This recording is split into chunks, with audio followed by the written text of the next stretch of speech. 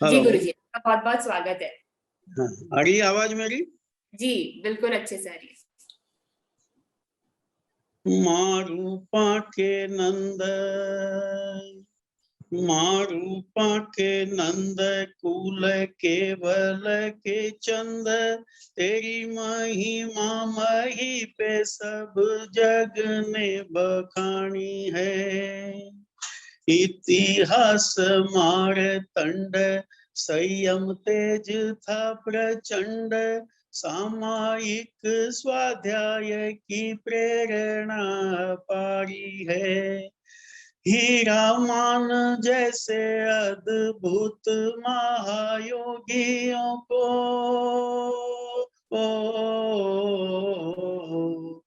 हीरा मान जैसे अद्भुत महायोगियों को, संग की सुरक्षा की सौंपी जिम्मेवारी है। ऐसे गुरु हस्ती जी के चरण कमल माही, फल फल कोटि कोटि जाऊं बलिहारी है। ऐसे गुरु हस्ती जी के चरण कमल माही, पल पल कोटि कोटि जाऊं बलिहारी है। पहाड़ से कठोर हो चारित्र की समाल में, डिगा सके न आपको आपत्ति कोई काल में। सुमेरु ना कभी डिगे, सुमेरु ना कभी डिगे, तूफानी चाहे हो पवन। पूज्य हीरा चंद्र के चरण में हम करें नमन, पूज्य हीरा चंद्र के चरण में हम करें नमन। सभी को सादर जय जिनेन्द्र। आवाज आ रही है सब? हेलो। जी गुरुजी, एकदम आ रही है आवाज अच्छे से। अब मेरी तो मुझे फोटो दिखी नहीं रही। हमको दिख रही है आपकी फोटो अच्छे से। आपकी अच्छा, आपको दिख रही है सही ना? था पहले जैसे लगा हुआ। हाँ, हाँ सब सुन रहे ठीक हैं है, आपको। तो हाँ चालू करता हूँ मैं। जी जी। शासनपति श्रमण भगवान महावीर स्वामी को भावभरा वंदन। जिनकी प्रेरणा और आशीर्वाद निरंतर सत्कार्यों के लिए प्रोत्साहित करती है, उन आचार्य हस्ती को उनके गुणों का भावपूर्वक स्मरण। जिन्होंने विनय के माध्यम से अपने जीवन को इतना दिव्य और भव्य बना लिया कि वे आज रत्न संघ के सम्राट हमारे सामने उपस्थित हैं। आचार्य भगवान पूज्य गुरुदेव श्री हीराचंद्र जी महाराज साहब, सभी संत और महासत्य वृंदों के पावन चरणों में सादर सविधि चरण वंदना। उपस्थित धर्मानुरागी बंधुओं, सुशील माताओं और बहनों, युवती मंडल द्वारा आयोजित इस कार्यक्रम में मुझे धर्म की प्रथम सीढ़ी विनय के बारे में कुछ बोलने का आदेश मिला।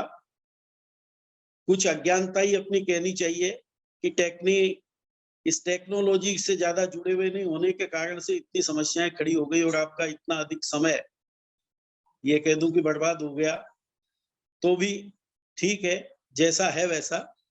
मैं अपनी बात को आपके सामने रखना चाहता हूं।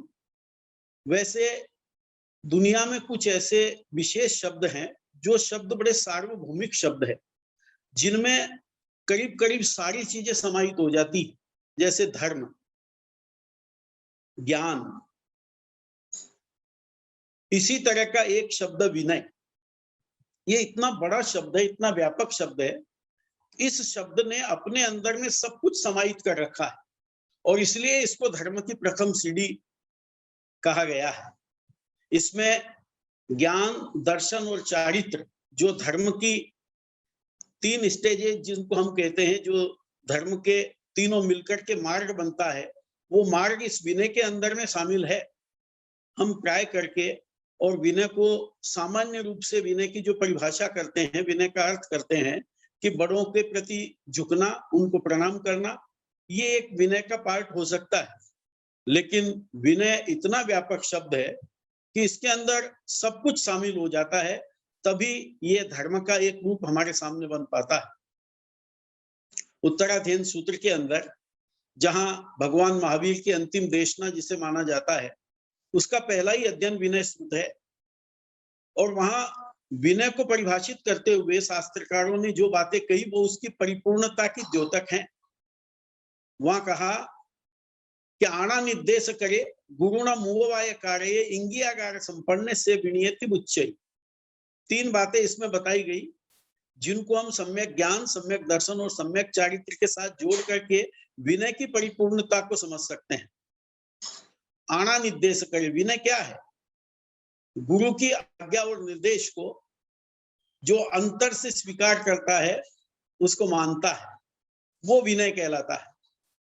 गुरुणा मुवाय कार्य, गुरुओं के नजदीक रहने वाला अर्थात गुरु के प्रति सर्वतोभावेन समर्पित रहने वाला व्यक्ति, वो विनय के साथ जुड़ा हुआ है।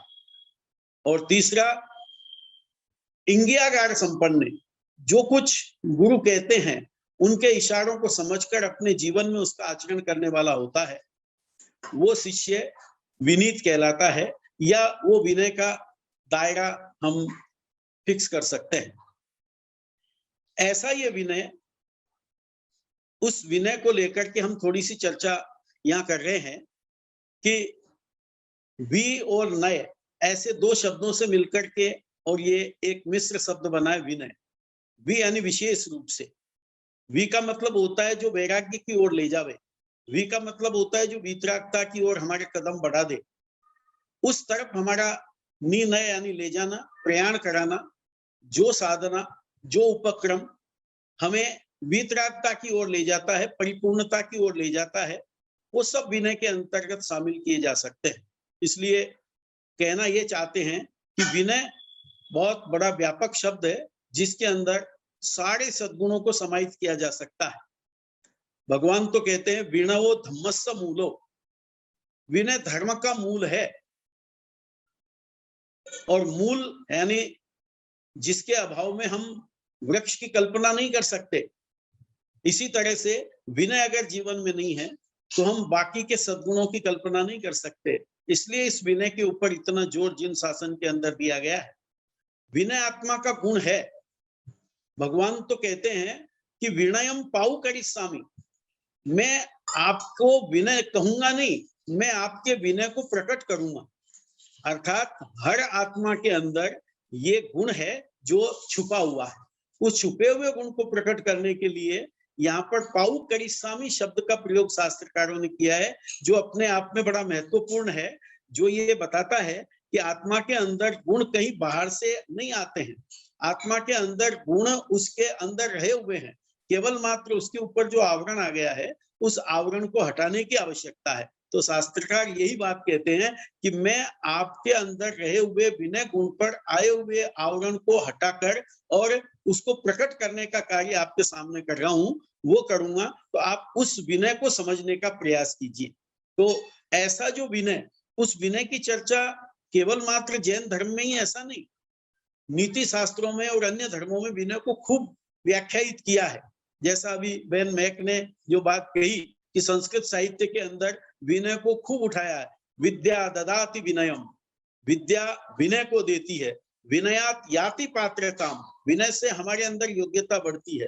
पात्रतात् धनम आपनोति, पात्रता से धन प्राप्त होता है। धनात् धर्म है, धन से व्यक्ति दान आदि करके धर्म कर सकता है। और ततः सुखम, उसके बाद सुख की प्राप्ति होती है, यानी जीवन में उस दिव्यता को प्राप्त किया जा सकता है। अथवा विद्या विनयन शोभते, ये कहा जाता है आपने कितनी भी विद्या प्राप्त की वो विनय से ही शोभित होती है। इसलिए विद्या को विनय के साथ में जोड़ करके और बताया गया है। तो हम अपने जीवन में इस विनय की महत्ता को समझे और इस विनय को जीवन में उतारने का प्रयास करें, ये प्रेरणा हमको लेने की आवश्यकता है। विनय एक ऐसा सद्गुण है जिस सद्गुण के बारे में ज्यादा कहने की अपेक्षा जीवन में उतारने की विशेष आवश्यकता होती है। हम जितने महापुरुषों के जीवन चरित्र को देखते हैं, हमारे चरित्र नायक वर्तमान में आचार्य भगवंत पूज्य गुरुदेव श्री हीराचंद्र जी महाराज साहब का जीवन देखते हैं कि वो आज जो कुछ भी बने हैं वो उसमें सबसे महत्वपूर्ण भूमिका अगर किसी की रही है तो वो है विनय की। अपने गुरु के प्रति, अपने गुरु की आज्ञा को मानने में, उनके प्रति समर्पित होने में और उसके अनुसार चलने में, तीनों ही जो बातें उसके पार्ट विनय के उत्तराध्ययन सूत्र के पहले अध्ययन में बताए हैं, उसके अनुसार उन्होंने अपने जीवन को ढाला, तो वो आज हमारे सामने एक आदर्श पुरुष के रूप में दिखाई देते हैं। अनेक ऐसे महापुरुषों का जीवन चरित्र हमारे सामने है, तो हम ये प्रेरणा ले कि हमारा जीवन भी इस विनय और विवेक के आलोक में कैसे आगे बढ़े, हम कैसे अपने जीवन को विनय के साथ जोड़ सकें। प्रैक्टिकल रूप में विनय को हम 7 प्रकार से व्याख्यायित कर सकते हैं। जैसे सबसे पहला विनय, वो ज्ञान विनय की बात कही गई। जीवन में आगे बढ़ने के लिए ज्ञान की महत्वपूर्ण भूमिका है और वो ज्ञान प्राप्त होता है विनय के माध्यम से। हम ज्ञान का विनय करें, ज्ञानी का विनय करें। ज्ञान के विनय का मतलब है ज्ञान का आदर करें, ज्ञान को समझें और उस ज्ञान को जो व्यक्ति अपने जीवन में उतारे हुए हैं, ऐसे लोगों के प्रति समर्पित बने, वो ज्ञान का आदर है। हम देखते हैं हमारे यहाँ ज्ञान प्राप्ति में ज्ञान के 8 अंगों की चर्चा ग्रंथों के अंदर आई हुई है। उसमें सबसे पहला ज्ञान प्राप्ति का जो उपाय है, अंग है, वो है विनय। चूर्णी के अंदर एक छोटी सी कहानी मिलती है विनय को लेकर के, कि जिस समय पर राजा श्रेणिक जो मगध का सम्राट था, उसके यहाँ पर एक बगीचे के अंदर बेमौसम में भी जिसके अंदर में आम आते थे, ऐसा आम का बगीचा था। उस आम के बगीचे के अंदर आम लगे हुए थे। उसी नगर के अंदर एक हरिजन रहता था। उस हरिजन की पत्नी को जो गर्भवती थी, दोहद उत्पन्न हुआ और उस दोहद में उसने कहा कि मुझे आम खाना है। अब बेमौसम आम कहाँ से लावे, लेकिन वो भंगी फिर जब हेलो हेलो हाँ गुरुजी, आ रही आपकी आवाज? ये ना आवाज, हाँ आ रही। जिस समय पर वो भंगी फिर उसने देखा तो उसको मालूम पड़ा कि राजा श्रेणिक के बगीचे के अंदर में एक आम का ऐसा पेड़ है जिसमें 12वें महीने आम के फल आते हैं। वो भंगी भी, उस समय के लोग यानी हरिजनों के पास भी कई तरह की विद्याएं होती थी, तो उसके पास 2 विद्याएं थी। एक विद्या से वो सामने वाले को सुला देता था और एक विद्या से ऊंची चीज को नीची कर लेता था। वो बगीचे के वहां गया, वहां वॉचमैन था, उस वॉचमैन को उसने अपनी विद्या से सुला दिया और उस दूसरी विद्या से उसने पेड़ की डाली को नीचे कर लिया और नीचे करके आम के फल तोड़ करके अपनी पत्नी को जाकर के खिला देता। अब उसका रोज का यही क्रम रहता था। एक दिन राजा श्रेणिक अपने महामंत्री अभय कुमार के साथ में वहां आते हैं और आकर के और वो निरीक्षण करते हैं पूरे बगीचे का और देखते हैं कि एक पेड़ आम का है जिसमें एक साइड के जो आम के फल है वो गायब है। उन्होंने उस वॉचमैन को बुलाया, उसको पूछा। उन्होंने कहा नहीं साहब, मैं तो हमेशा जागरूक रह करके और इनकी सार संभाल करता हूँ, ये कैसे कहाँ चले गए ये मुझे मालूम नहीं। उन्होंने अपने मंत्री को आदेश दिया कि इसका पता लगाया जाए कि हमारे लिए जो चीजें बनी है उसको भी लोग अगर इस तरह से चोरी करके ले जाएंगे तो राज्य की सुरक्षा कैसे हो। अभय कुमार ने, जो महान बुद्धिशाली था, उसने अपने गुप्तचरों को भेजा और भेज करके और गली गली में भेजा, जहां उनको दिखाई दिया कि एक घर के बाहर कुछ कूड़े में आम की गुठलियां पड़ी हुई थी। उन गुठलियों को देखकर उसने अंदाजा लगा लिया उन लोगों ने कि इस घर में से ये गुठलियां यहाँ डाली गई है। जाके महामंत्री को कह दिया। महामंत्री ने उस व्यक्ति को बुलाया और बुला करके जब पूछा, बहुत डराया धमकाया, तो उसने अपनी बात को कबूल कर लिया। राजा के सामने उसको उपस्थित किया गया। राजा के उपस्थित होने बाद राजा ने तो सीधा कहा इसको मृत्यु दंड दे दीजिए। तब महामंत्री अभय कुमार बोलते हैं कि राजन, इसको पहले इसकी बात तो सुन लीजिए, फिर दे देना मृत्यु दंड। तब उसने बताया कि मैं कैसे ये कार्य करता था, तो अपने पास 2 विद्याएं उन्होंने जो है वो बताई। उन विद्याओं के स्वरूप को सुनकर के महामंत्री अभय कुमार बोला कि राजन, इसको मृत्यु दंड देना है तो दे दीजिए, लेकिन इसके पास जो विद्याएं हैं वो विद्याएं तो आप ले लीजिए। राजा को बात जची। राजा अपने सिंहासन पर बैठा है, उसको नीचे बैठ करके और उसको कहता है कि चल तू मेरे को ये विद्या दे दे। वो उस विद्याएं जो होती है मंत्राधिष्ठित होती है, वो उस मंत्र का उच्चारण करता है। राजा उसको वापस बोलता है, लेकिन राजा को वो विद्या हृदयंगम नहीं हो रही थी। उस समय पर महामंत्री ने कहा कि राजन, विद्या इस तरह से नहीं सीखी जाती, ज्ञान इस तरह से नहीं सीखा जाता, ज्ञान के लिए विनय सबसे आवश्यक होता है। तो आप अगर आपको विद्या सही में सीखनी है तो आप नीचे बैठिए, इस व्यक्ति को ऊपर बैठाइए, तब आपको विद्या ग्रहण होगी। और उसने राजा ने ऐसा ही किया। जब उसको ऊपर बैठाया, उसने 2-3 बार वो पाठ बोला मंत्र, और राजा को वो विद्या आ गई। अब वो जो हरिजन था वो राजा का गुरु हो गया, और ज्ञान देने के कारण से और गुरु होने के कारण से उसको सजा तो नहीं दी जा सकती, तो उसको माफ कर दिया गया और राजा को ज्ञान प्राप्त हो गया। यहाँ कहने का मतलब चूर्णीकार ये कहना चाहते हैं कि आप किससे भी ज्ञान लो, तो ज्ञान प्राप्त करने में आपके अंदर अगर विनय है तो वो विद्या आप अच्छी तरह से हासिल कर सकते हो। हमारे यहाँ तो विनय को लेकर के इतना विस्तृत वर्णन है, इस पहले अध्ययन में ही सारी बातें बताई है, और भी 10वें कालिक सूत्र आदि के अंदर भी इसका विस्तार से वर्णन है कि आपको अगर अपने जीवन में ज्ञान प्राप्त करना है तो आपको ज्ञानी की और जिनसे ज्ञान प्राप्त कर रहे ऐसे गुरुओं की या बड़ों की, उनके प्रति अत्यंत अधिक विनय का भाव रहना चाहिए, और उसके माध्यम से आप ज्ञान प्राप्ति करने वाले बन सकते हैं। तो पहला ज्ञान का विनय कहा। दूसरा है दर्शन का विनय। दर्शन का मतलब होता है श्रद्धा, समर्पण। तो हम जिनके माध्यम से ज्ञान प्राप्त कर रहे हैं उनके प्रति हमारा पूरा समर्पण रहना चाहिए। दर्शन में श्रद्धा रहनी चाहिए, समर्पण रहना चाहिए, तभी हम ज्ञान प्राप्त कर सकते हैं। जिस व्यक्ति के प्रति हमारी श्रद्धा नहीं है, जो व्यक्ति हमें पसंद नहीं आता, यानी जो व्यक्ति हमें अच्छा नहीं लगता, उसकी बात भी हमें अच्छी नहीं लगती। इसलिए आवश्यकता है कि हम पहले उस व्यक्ति को गुरु के रूप में स्वीकार करें, उनके प्रति अहोभाव पैदा करें, अंतर में समर्पण का भाव पैदा करें, तो उस ज्ञान के साथ हमारे अंदर में भी वो श्रद्धा का भाव विशेष रूप से बढ़ता जाएगा, और हम इस दर्शन गुण को प्रकट करने वाले बन जाएंगे। तो ज्ञान का विनय हो गया, दर्शन का विनय हो गया, चारित्र का विनय, यानी जो चारित्र की बातें हैं, जो भगवान ने विधि और निषेध परक हमारे यहाँ पर शास्त्रों में वर्णन किया है, ये चीजें करनी चाहिए, ये नहीं करनी चाहिए, उनके प्रति अहोभाव, और जो उनको पालन कर रहे हैं ऐसे व्यक्तियों के प्रति अहोभाव लाना, उनके चारित्र की अनुमोदना करना, उससे हमारे अंतर में भी ये चारित्र के गुण प्रकट होते हैं। तो वो विनय के माध्यम से ही हम अपने जीवन में इन गुणों को प्रकट करने वाले बन सकते हैं। महापुरुषों के अनेक अनेक ऐसे उदाहरण हमारे सामने है कि जिन्होंने गुरुओं के प्रति विनय किया और उस विनय के कारण से उनका कैसे कल्याण हो गया। उदाहरण मिलता है हमारे यहाँ पर उत्तराध्ययन सूत्र की टीका के अंदर में एक उदाहरण दिया हुआ है, उसके अंदर भी ये बात कही कि कैसे, हेलो, आवाज आ रही है? जी गुरुजी, आ रही है, बिल्कुल एकदम निरंतरता धारा प्रवाह चल रही है आपकी। इसलिए बार बार पूछना पड़ता है कहीं आवाज नहीं आवे। नहीं नहीं, आ रही है, एकदम सही आ रही है, कुछ होगा तो हम बोल देंगे, कोई। हाँ ठीक है।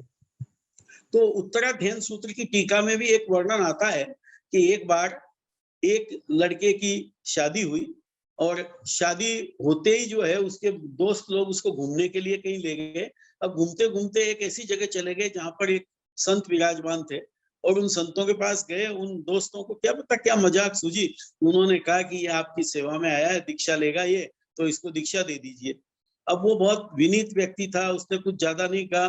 गुरु ने उसको कुछ समझाया, और गुरु ने फिर ये देखा कि भाई है तो उसकी लोच कर डाली उस समय पर, और लोच करके और उसको साधुता का जो है वो मंत्र पढ़ा दिया और उसको साधु बना दिया। वो लोग तो सब भाग गए वहां पर। अब वो ऐसा था कि मुझे गुरु की सेवा करनी है, अब इन्होंने ऐसा कहा है तो मैं इनके साथ में लग जाऊं। वो उनके साथ रहने लगा और उनकी विनय भक्ति करने लगा। उनकी सेवा करते करते ऐसा कहा जाता है कि उस व्यक्ति ने केवल ज्ञान, केवल दर्शन को प्राप्त कर लिया। मतलब जो ऐसे संसार के कीचड़ में फंस चुका था और अपने आप को उसी के अंदर चलाने वाला था, लेकिन मित्रों की मजाक को भी उसने सही समझ करके अपने जीवन में जो विनय के संस्कार थे, उन संस्कारों के कारण से उन गुरुदेव की खूब सेवा की और सेवा करके अपने जीवन के लक्ष्य को प्राप्त कर लिया। तो चारित्र के अंदर में भी, चारित्रवानों की सेवा करने से भी व्यक्ति अपने जीवन को आगे बढ़ा लेता है। इसलिए उनके प्रति विनय को भी महत्व दिया गया है। विनय करने में हम 3 जो हमारे पास साधन है, मन, वचन और काया, इनका विशेष रूप से ध्यान रखना चाहिए। विनय में मन की बड़ी उपयोगिता है। प्राय करके हम देखते हैं कि लोग सामने वाले के प्रति काया से तो झुक जाते हैं, लेकिन मन में उसके प्रति जो अहोभाव, आदर का भाव आना चाहिए, वो भाव नहीं होने के कारण से उस व्यक्ति को विनय का जितना फल मिलना चाहिए, जीवन में जो परिवर्तन घटित होना चाहिए वो घटित नहीं हो पाता। इसलिए यहाँ पहली बात कही कि आप मन से भी विनय कीजिए। हमारे यहाँ पर जैसे पुण्य बंध के 9 कारण बताए, उसमें मन पुण्य भी कहा है। तो मन पुण्य का मतलब ही है कि आप अधिक से अधिक ऐसे महापुरुष ज्ञानी जनों के प्रति आपके मन में भाव रहना चाहिए, अहो इन्होंने अपने जीवन में इन दिव्य गुणों को प्रकट कर लिया है, मैं इनके प्रति अपने आप को परिपूर्ण रूप से समर्पित करता हूँ, और वह दिन मेरा धन्य हो जिस दिन मैं भी इस प्रकार के गुणों को स्वीकार करके अपने जीवन को मुक्ति के मार्ग पर आगे बढ़ाने वाला बनूं। ऐसी मन में जो भावनाएं आती है वो कहलाता है मन का विनय। फिर वो एक होता है वचन का विनय। वचन के विनय के अंदर में हमारा बोलना, हम कैसे बोलें, कैसे मीठा बोलें, कैसे सामने वाले व्यक्ति को आदर और सम्मान के शब्दों के साथ में बोलें, कैसे पूर्व संकलित करके बोलें। ऐसा नहीं जो जब दिमाग में आया, जो मन में आया वही बोल दिया, उसका परिणाम क्या होगा इसका कोई विचार ही नहीं है, और इसके कारण से घर परिवार संसार में बहुत बड़े बड़े जो है क्लेश और झगड़ों के रूप उपस्थित हो जाया करते हैं। इसलिए कहा हम वचन से भी विनय करना सीखें, अर्थात वचन से कैसे शब्द बोले, सामने वाले के प्रति, बड़ों के प्रति आदर के साथ बोले, छोटे के प्रति प्रेम से हमारा व्यवहार रहना चाहिए। ये व्यवहार रहे तो हम वचन से विनय करने वाले बन गए। और एक होता है काया से विनय। काया से विनय का मतलब है वंदन करके, या हम जैसे गुरुओं के साथ बैठते हैं तो कैसे बैठना, बड़ों के साथ बैठते हैं तो उनसे थोड़ा सा पीछे बैठना, उनके एकदम सट करके नहीं बैठना, उनके सामने एकदम आगे आकर के नहीं बैठना, एकदम उनके पीठ के पीछे चिपक करके नहीं बैठना। ये ऐसी विधियां जो बताई गई हमारे उत्तराध्ययन सूत्र के पहले अध्ययन में कि शिष्य को अपने गुरु के प्रति काया से विनय कैसा करना चाहिए। और आज हम घर व्यवहार परिवार में भी देखते हैं कि अगर इस तरह की विनय भक्ति जिन लोगों के अंदर रहती है, उन लोगों के प्रति घर परिवार के लोगों के मन में भी आदर का भाव रहता है, और एक सामंजस्यपूर्ण वातावरण घर परिवार में देखने को मिल जाता है। इसलिए काया से विनय करने को, यानी इसमें सेवा भी शामिल हो जाती है, इसमें वंदन व्यवहार भी शामिल होता है, तो ये सब करना ये काया का विनय। और एक विनय जो बताया हमारे यहाँ लोकोपचार विनय, जिसका हमसे ज्यादा संबंध जुड़ता है, क्योंकि ये जो ज्ञान दर्शन चारित्र्य धार्मिक आराधना से संबंधित विनय है, मन वचन काया ये 3 साधन रूप में है। अब जिनके साथ हम रहते हैं वे हमारे गुरुजन हो, वे हमारे माता पिता हो, परिवार में बड़े लोग हो, उनके प्रति हमारे मन में जो विनय का भाव आना चाहिए, जो आदर का भाव आना चाहिए, जो उनकी आज्ञा की अनुपालना का भाव आना चाहिए, वो हम कैसे करें इसको गहराई से विचार करना चाहिए। वर्तमान समय में जैसा हम देखते हैं कि आज लोगों के बीच में पारस्परिक जो प्रेम होना चाहिए, जो आदर और सम्मान का भाव होना चाहिए, जो समर्पण का भाव होना चाहिए, वो जितना चाहिए उतना कम दिखाई देता है। कुछ लोगों के अंदर दिखेगा, लेकिन जो एक बहुलता से होना चाहिए वो स्थितियां प्राय देखने को बहुत कम मिलती है। और इसके कारणों को अगर हम उसका ऑपरेशन करते हैं तो हमें मालूम पड़ता है कि विनय और विवेक की हमारे अंदर में जो कमी है उसके कारण से ही ऐसी परिस्थितियां बनती है। आज नए नए लोग, नए नए जोड़े जुड़ते हैं, और जुड़ने के पहले ही आपस में तलाक जैसी परिस्थितियां पैदा हो जाया करती है। तो ये स्थितियां क्यों बनती है? घर परिवार में सास बहू के अंदर, माता और बेटी के अंदर, बेटे और पिता के अंदर जो आज जो वातावरण देखने को मिलता है उसका मूल कारण विनय का अभाव है। अगर हमारी उन बड़ों के प्रति विनय का भाव हमारे अंदर में विकसित होता है तो निश्चित रूप से आप मान करके चलिए कि जिनके प्रति हम विनय करते हैं उनकी आज्ञा की अवहेलना करने का मन में भी भाव हमारे अंदर नहीं आएगा। और जब उनकी आज्ञा की अवहेलना नहीं होगी तब वो आपके साथ इस तरह से जुड़ जाएंगे कि आपके प्रति जो उनके मन में प्रेम और स्नेह का वातावरण पैदा हो जाएगा। इसलिए ये जो जिसका 7वां विनय का प्रकार जो बताया लोकोपचार, यानी हम जहाँ रहते हैं, घर परिवार में रहते हैं या साधु संतों के यहाँ जाते हैं तो वहां पर उनके प्रति भी हमारा विनय का व्यवहार रहना चाहिए। हम विधि सहित उनको वंदन करें, मन में अहोभाव ला करके वंदन करें, शुद्ध उच्चारण के साथ में शब्द बोल करके वंदन करें। तो ये हमारे अंदर में लोकोपचार विनय में जो गुरुजन है वो भी, और माता पिता घर के बड़े लोग हैं उनके प्रति आदर सम्मान का भाव ये विनय के साथ में जुड़ा हुआ है। तो हम ये 7 ही प्रकार के जो विनय के भेद बताए हैं उन विनय के भेदों के साथ में अपने आप को जोड़ने का प्रयास करें। विनय जीवन को परिपूर्णता की ओर ले जाता है। अगर जीवन में ये परिपूर्ण विनय का जो ज्ञान दर्शन चारित्र को अपने में समाहित करके रहा हुआ है, वो अगर नहीं है तो हमारा जीवन बाहर में तो ऐसा दिखेगा कि बहुत सफल हो रहा है, लेकिन अंदर में जो है वो उसमें कोई विशेष रूप से उपलब्धि नहीं रहती। जैसे एक छोटे से उदाहरण से इस बात को हम समझ सकते हैं। एक परीक्षा थी, 100 मार्क का एक पेपर था, उसमें 3 तरह के प्रश्न थे। 60 नंबर के 60 प्रश्न थे, एक एक नंबर के। फिर इसके बाद में 20 प्रश्न जो एक एक नंबर के और अगले 20 प्रश्न। लेकिन उसमें शर्त ये थी कि जो 20 प्रश्न थे पहले वाले, उनमें माइनस मार्किंग होगी, एक एक नंबर माइनस किया जाएगा, और दूसरे जो 20 प्रश्न थे उसमें 2-2 नंबर माइनस किए जाएंगे अगर वे गलत होंगे तो, और अगर सही होंगे तो पूरे पूरे नंबर मिल जाएंगे। ऐसे 100 मार्क का पेपर था। एक व्यक्ति ने पहले 60 प्रश्न उसको सब आते थे, सही सही सब कर दिए, और पीछे के जो 40 प्रश्न थे वो उसने अंदाजे से किए और सारे के सारे गलत निकल गए। अब हम उसका रिजल्ट देखें, जिसने 60 प्रश्न एकदम सही किए और जब रिजल्ट आया तब आया 00। तो उसने देखा कि ये क्या हुआ, ऐसा कैसे हुआ। तो पीछे के जो 20 प्रश्न थे वो उसके गलत थे, तो 20 मार्क कट गए। उसके पीछे के जो 20 प्रश्न थे जो 40 मार्क के थे वो भी गलत हो गए, तो 40 कट गए। 40 और 20 60 माइनस हो गए, और 60 उसके प्लस हुए थे, माइनस प्लस करके और जब निकाला तो 0 ही बचा। कहीं ये स्थिति हमारे जीवन में तो नहीं है।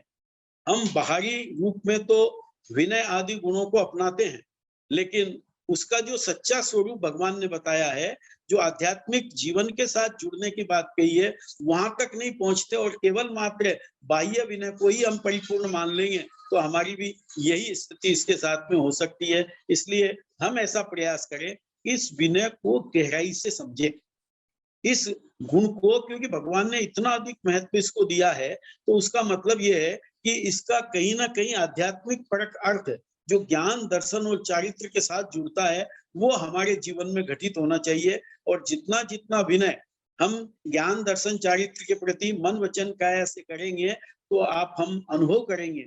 निश्चित रूप से ये करने का विषय है, कहने का विषय नहीं है।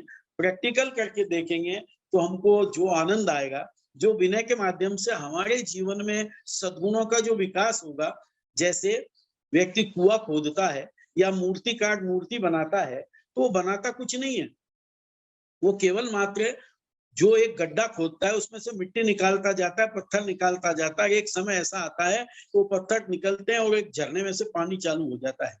इसी तरह मूर्तिकार मूर्ति बनाता है तो उसमें बनाता कुछ नहीं है, वो केवल वेस्टेज जो है उस वेस्टेज को हटाता जाता है, और एक समय ऐसा होता है कि वो प्रतिमा प्रकट हो जाती है।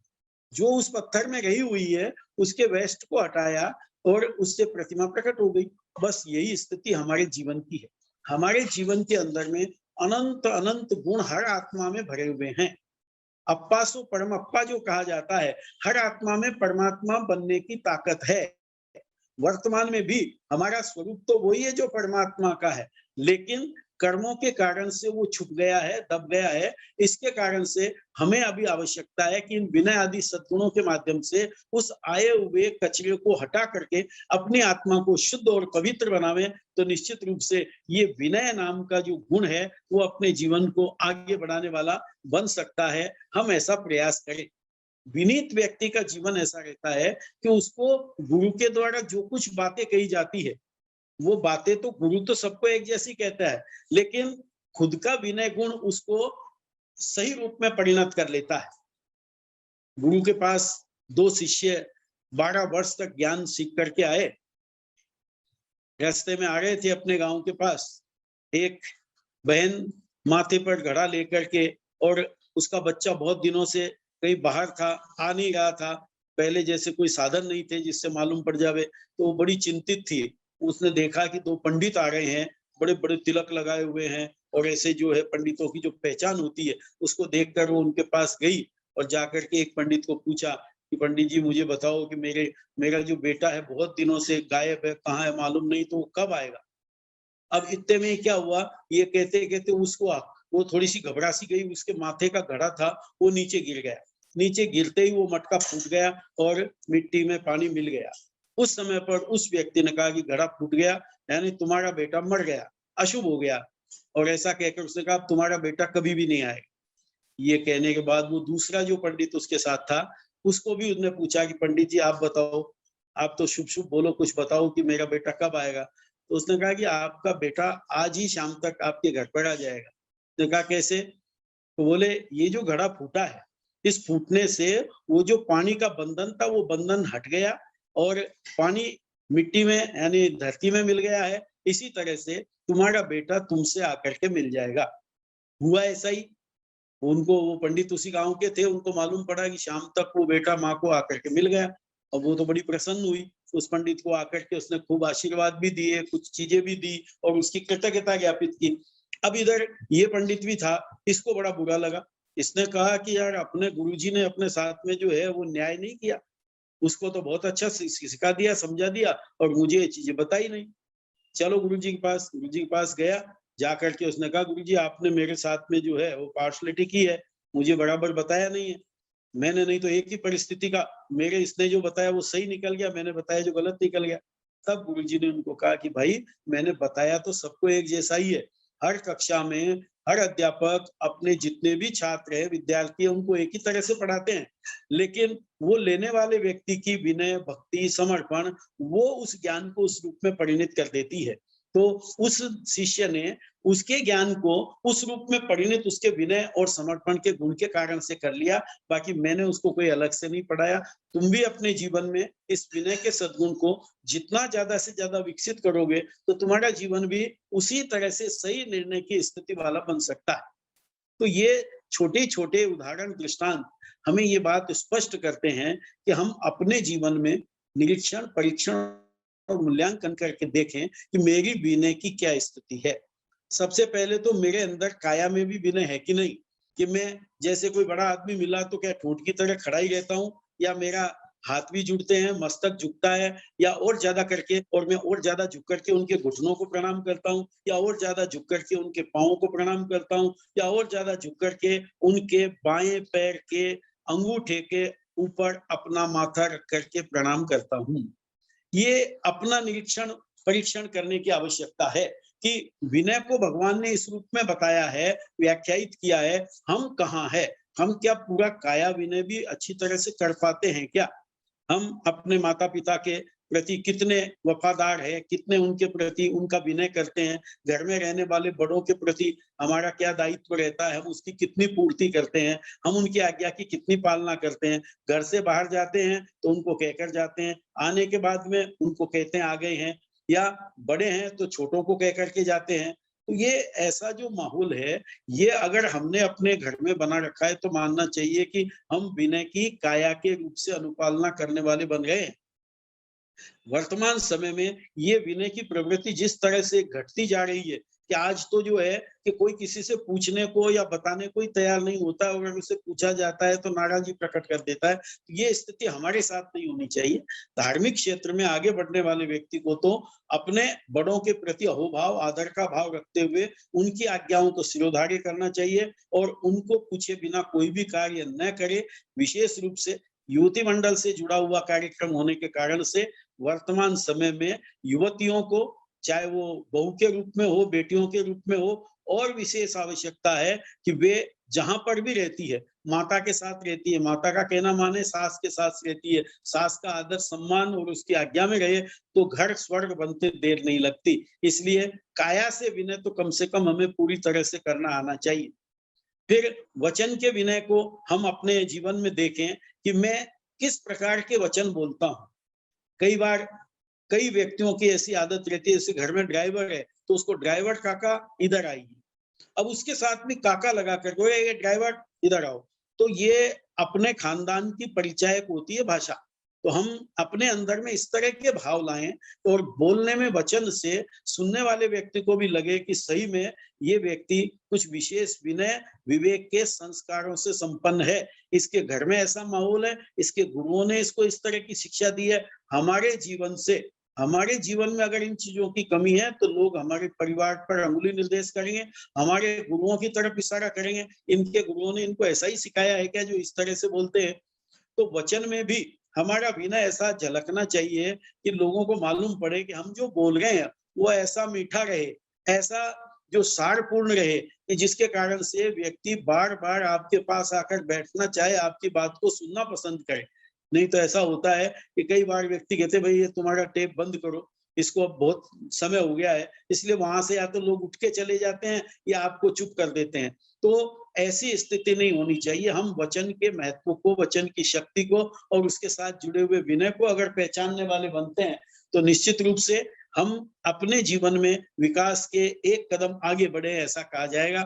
और फिर मन की स्थिति हमारी क्या है, हम क्या वचन से और काया से तो विनय कर देते हैं, लेकिन अंतर में उस व्यक्ति के प्रति जिसका विनय कर रहे हैं उसके प्रति भाव कैसे हैं, उसके प्रति कितना अहोभाव रह रहा है। जितना ज्यादा समर्पण और अहोभाव रहेगा, एक बार आपके वचन और काया की विनय की कमी भी अगर मन में उनके प्रति विशेष आदर, सम्मान और विनय का भाव है तो वो भी क्षम्य मानी जा सकती है। और जिसके अंदर में तीनों चीजें मिल जाती है उसका जीवन तो निहाल हो जाता है। तो ये विनय ऐसा सद्गुण है, इस सद्गुण को जितना बढ़ावे उतनी संभावना और अधिक बढ़ती जाती है।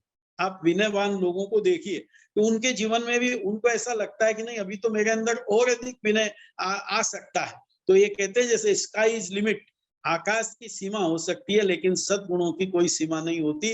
वो तो अनंतानंत होते के बाद में जाकर के परिपूर्णता हमको प्राप्त होती है। इसलिए हम इस विनय के सद्गुण को, जो कोई भी कार्य हम जो करते हैं, चाहे वो आध्यात्मिक दृष्टि से ज्ञान दर्शन चारित्र का काम हो या वो भौतिक दृष्टि से व्यापार, व्यवसाय, नौकरी आदि, जिसको जो जिम्मेदारी मिली हुई है, जिस घर परिवार में रह करके और हम अपना जीवन चलाते हैं, सब जगह पर इस विनय की बहुत बड़ी उपयोगिता है। हम इसकी उपयोगिता को समझें, अपने जीवन में विनय को विशेष स्थान देने वाले बने। विनय जैसा बार बार कहा जाता है, ये कहने का नहीं करने का विषय है। हमारे जीवन में हम प्रैक्टिकल करके देखें और रोज के जीवन में देखें कि मुझसे जो जो गलती अभिनय के माध्यम से होती है वे मैं कैसे कम करूं। कुछ संकल्प हम इसके लिए कर सकते हैं। संकल्पों में जैसा सबसे पहला संकल्प तो ये कि घर से जब भी बाहर जाऊं तब बड़ों को कहकर जाऊं, उनकी आज्ञा लेकर के जाऊं और आऊं तब उनको कहूं कि मैं घर में आ गया हूं या आ गई। दूसरी बात इसके साथ में जो जुड़ती है वो है घर के बड़ों को प्रणाम करने की। ये हमारी भारतीय परंपरा है। हमको बचपन में ये संस्कार दिए जाते हैं माता पिता के द्वारा, गुरुजनों के द्वारा, धार्मिक पाठशालाओं के द्वारा कि हम अपने घर में जो भी बड़े हैं उनको प्रणाम करें और प्रणाम भी पूरा प्रणाम करें। पूरे प्रणाम का मतलब जैसा अभी बताया गया कि अपना माथा उनके दाएं अंगूठे पर लगा करके अगर हम प्रणाम करते हैं तो निश्चित रूप से उनके अंदर रहने वाली ऊर्जा हमारे अंदर आकर के और सद्गुणों को विकसित करने में महत्वपूर्ण भूमिका अदा करती है।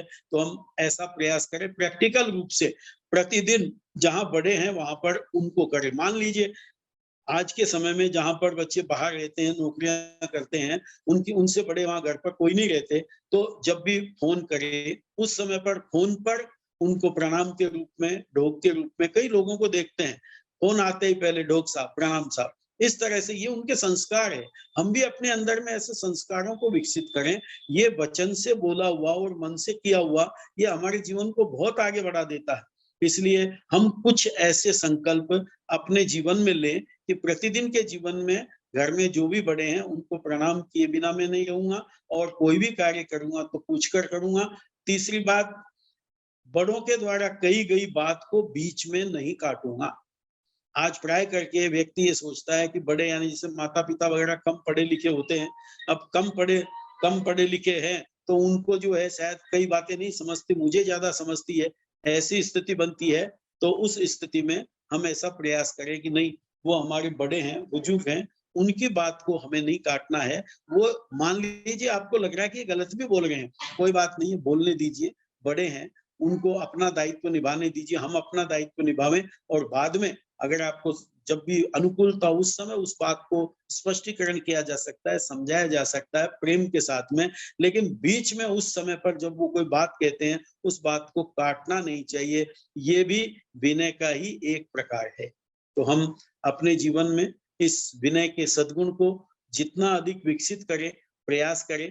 महापुरुषों के जीवन को अपने स्मृति पटल पर लावें, उनके जीवन चरित्रों को पढ़े, उससे हमें मालूम पड़ेगा कि कैसे कैसे व्यक्ति हो गए इतने बड़े होकर के भी, और इतना जिनके जीवन में विनय रहा हुआ है जिससे उन्होंने जीवन में अनेक प्रकार की उपलब्धियों को प्राप्त कर लिया। तो हम भी ऐसा प्रयास करें, अपने जीवन को आगे बढ़ाने में महत्वपूर्ण भूमिका अदा करें, क्योंकि जितना समय है खराब हुआ था बीच में उसकी जिम्मेदारी मेरी ही बनती है, इसलिए मैं समय का की मर्यादा का उल्लंघन तो नहीं कर सकता। जितना समय दिया था, जितना मिला, उतने में संक्षेप रूप में अपनी बात को आपके सामने कहने का प्रयास किया है।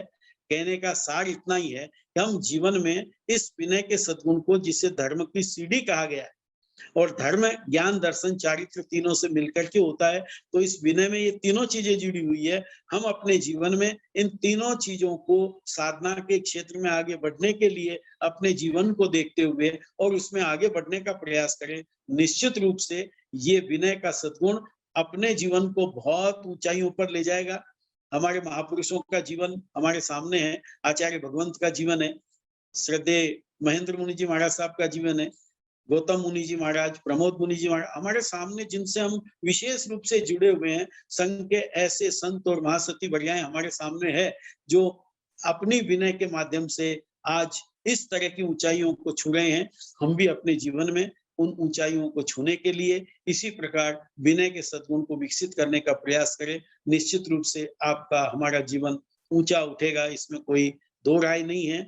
मुझे यहाँ बोलने के लिए समय दिया गया, उसके लिए मैं हार्दिक कृतज्ञता ज्ञापित करता हूँ, हार्दिक क्षमा याचना व्यक्त करता हूँ और आपसे अनुरोध करता हूँ, इस विनय जैसे विषय के ऊपर अपने जीवन में हम कैसे विनय के क्षेत्र में आगे बढ़े, इसका हर व्यक्ति चिंतन, मनन और संकल्प करे, यही निवेदन।